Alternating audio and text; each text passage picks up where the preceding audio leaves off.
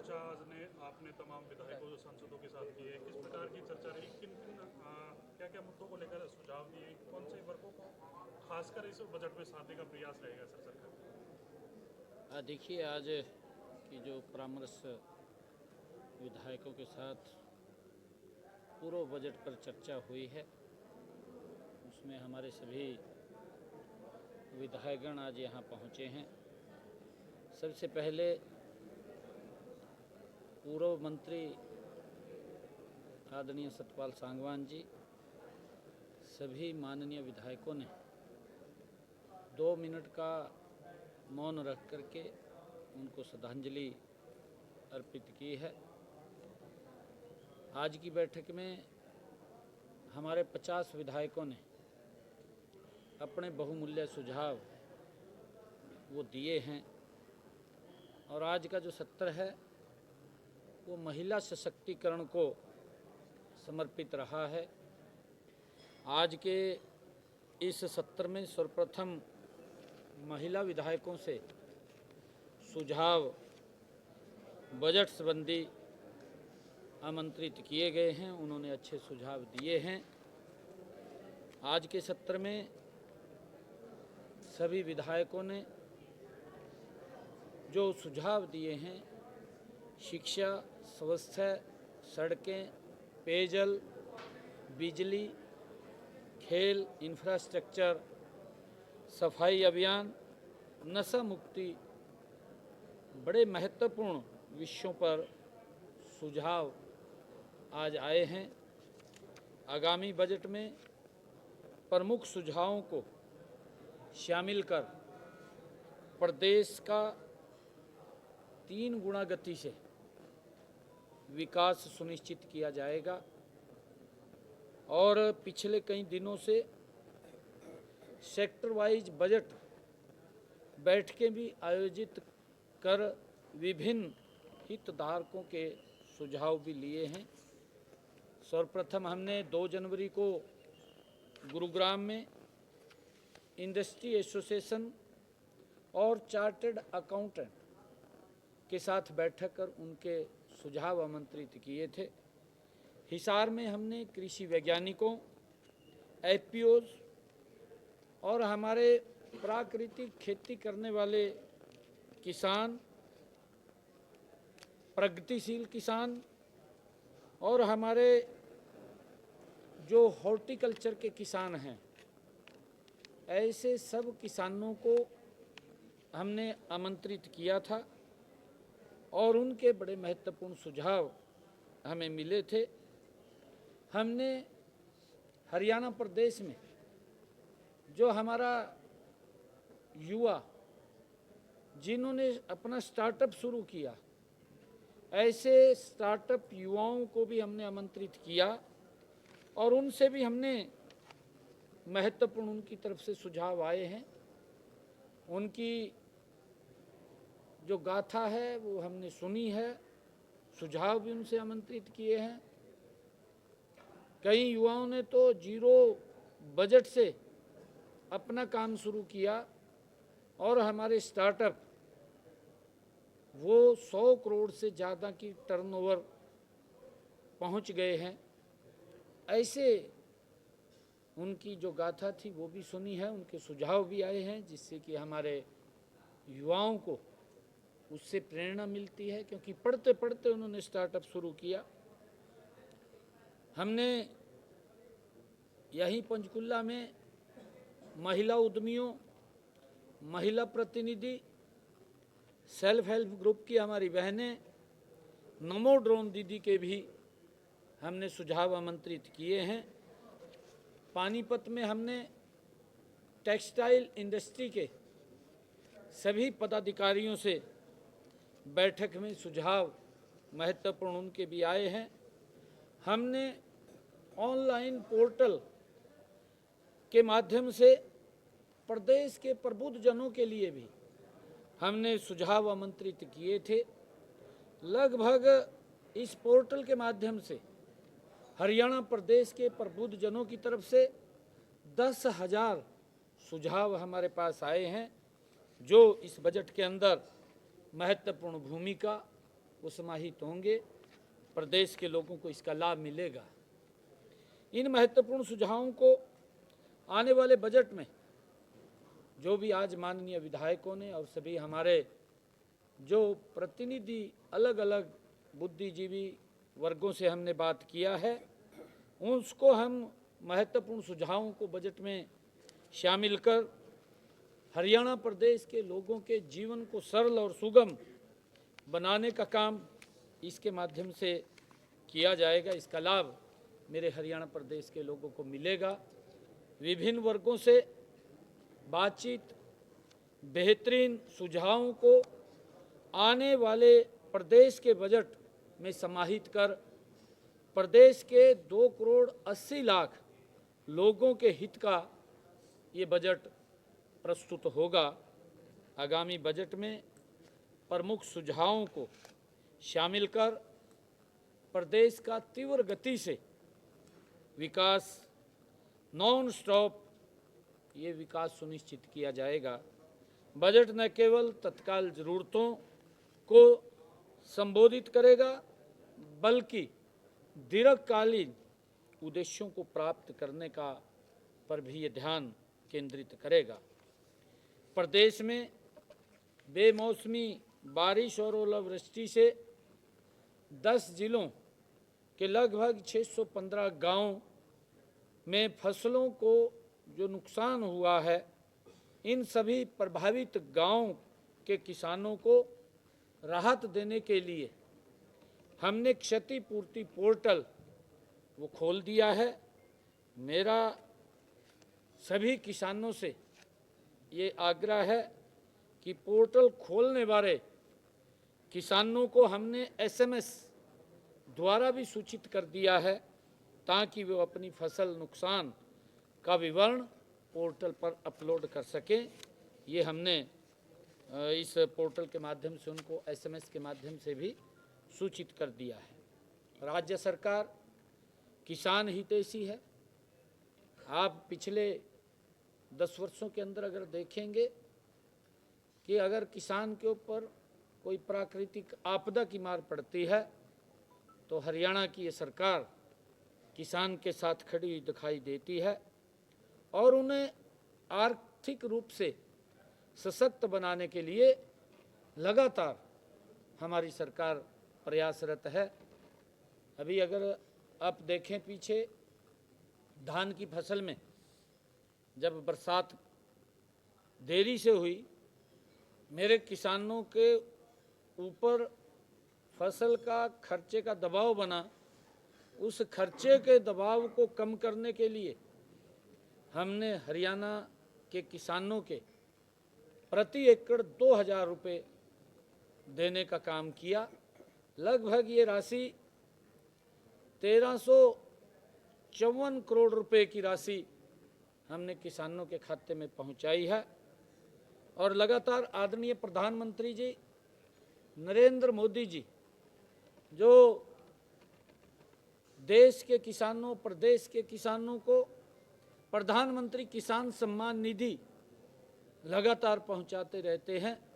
अभी पिछले दिनों आदरणीय प्रधानमंत्री जी ने बिहार के बागल स्थान से देश के किसानों के खाते में 18वीं किस्त प्रधानमंत्री किसान सम्मान निधि की डालने का काम किया है और जिससे कि लगातार हमारा किसान सशक्त और मजबूत, क्योंकि ये राशि जो प्रधानमंत्री किसान सम्मान निधि है, हमारे ऐसे सीमांत किसान जो छोटे किसान हैं उनको अपने खेत में बीज डालना है, अपने खेत में खाद डालनी है, दवाई डालनी है, तो उनको हेल्प करने का काम, एक बड़ा संबल देने का काम प्रधानमंत्री किसान सम्मान निधि से सरकार कर रही है।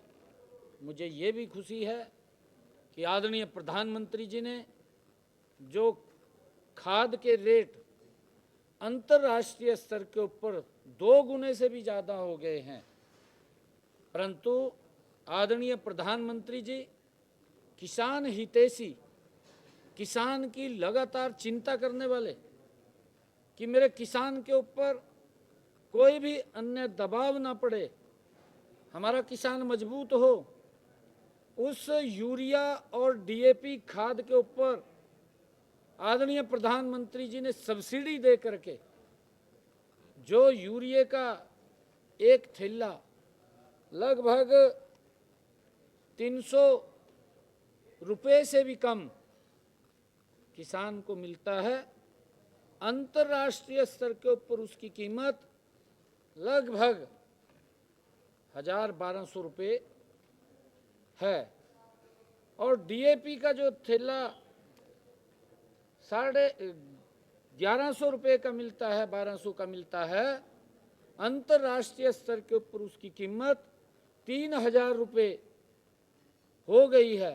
परंतु हमारे किसान को आदरणीय प्रधानमंत्री जी ने सब्सिडी दे करके उनको उसी भाव के ऊपर यूरिया और डीएपी उपलब्ध कराने का निर्णय किया है। इसका भी हम धन्यवाद करते हैं।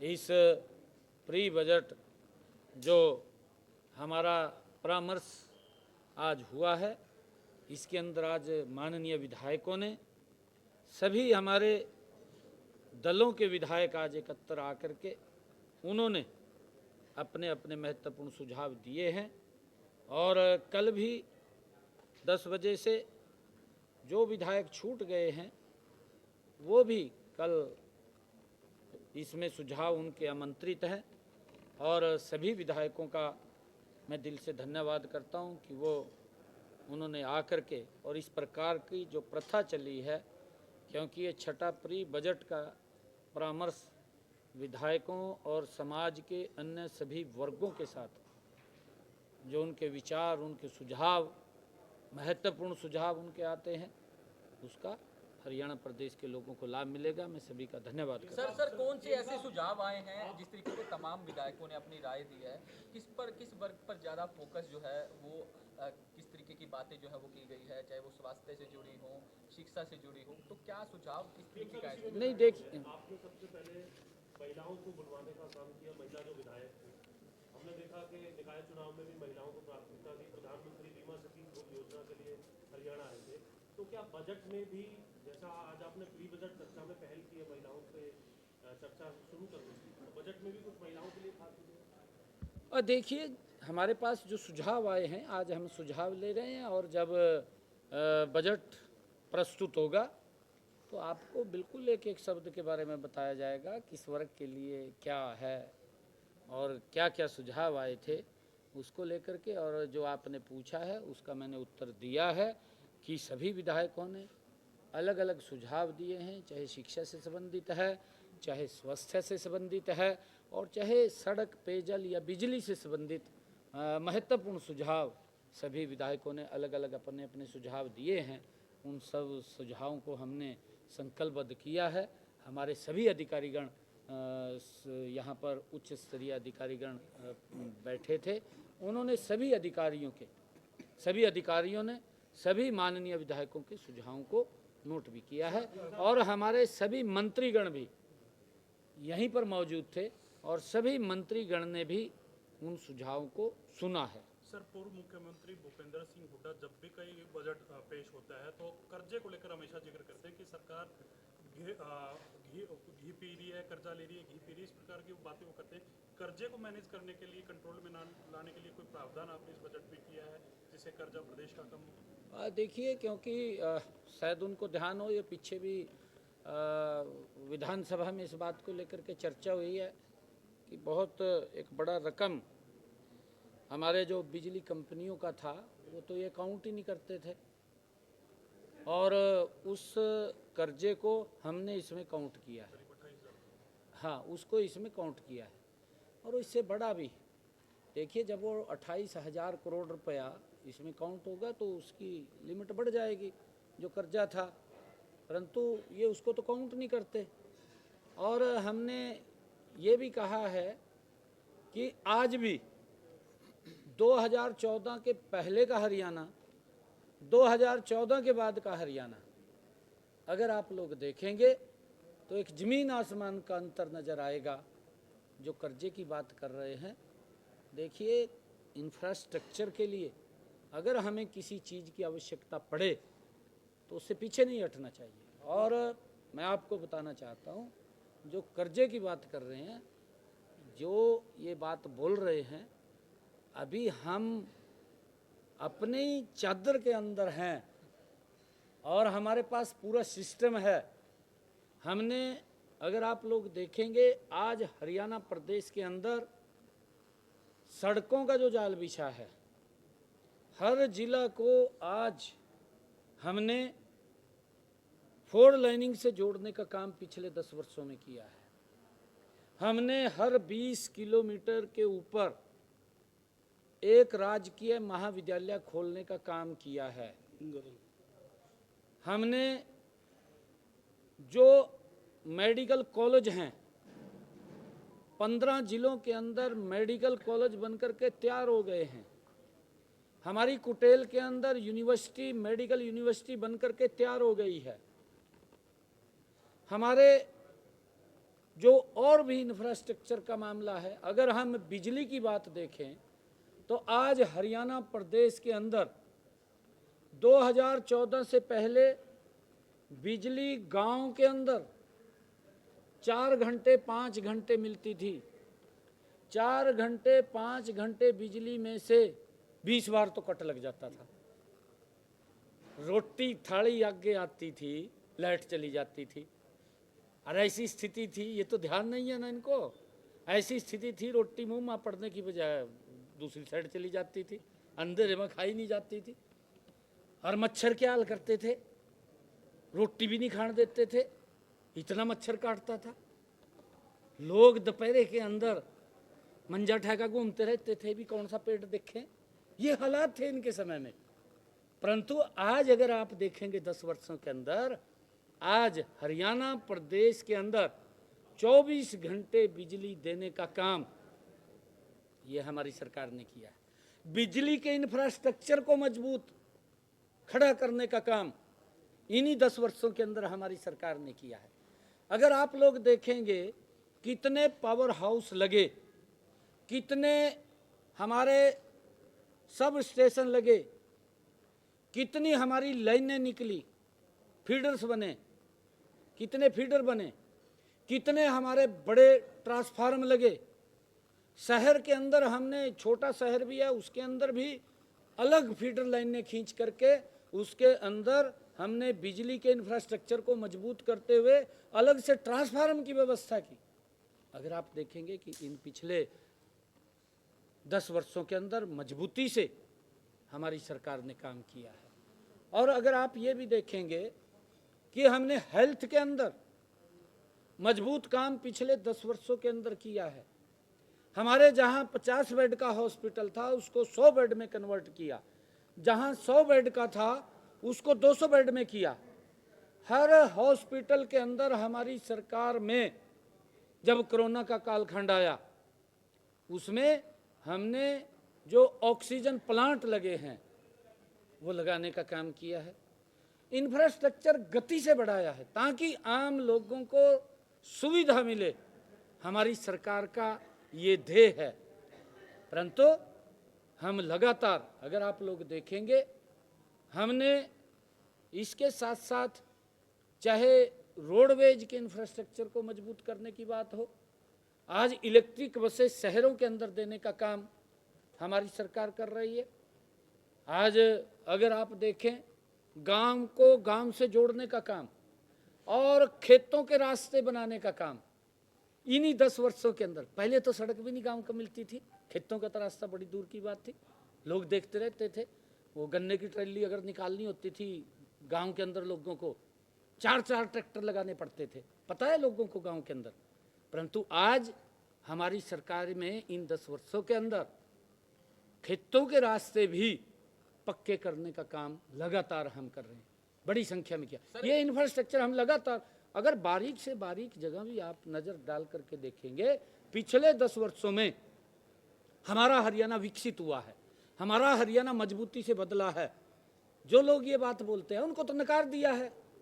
अब 12 तारीख को जब रिजल्ट आएगा फिर जीरो हो जाएगा, उनका कुछ सर एक बटेगा सवाल नहीं। आम लोगों से जुड़ा हुआ सवाल है। जी। हिसार में एयरपोर्ट भी बन रहा है, लेकिन चंडीगढ़ से हिसार की रेल की कनेक्टिविटी नहीं है। लोगों की डिमांड है कि आप बात करें सेंटर में और ये जो कनेक्टिविटी है इसको चालू करवाएं। ना हिसार से चंडीगढ़ की फैसिलिटी है, ना कि चंडीगढ़ से हिसार जा सकता है। तो एयरपोर्ट भी बनने जा रहा है, तो रेल कनेक्टिविटी जाहिर तौर पर जरूरी है सर। आपका सुझाव आया है, ये भी हम आमंत्रित करेंगे इसके अंदर।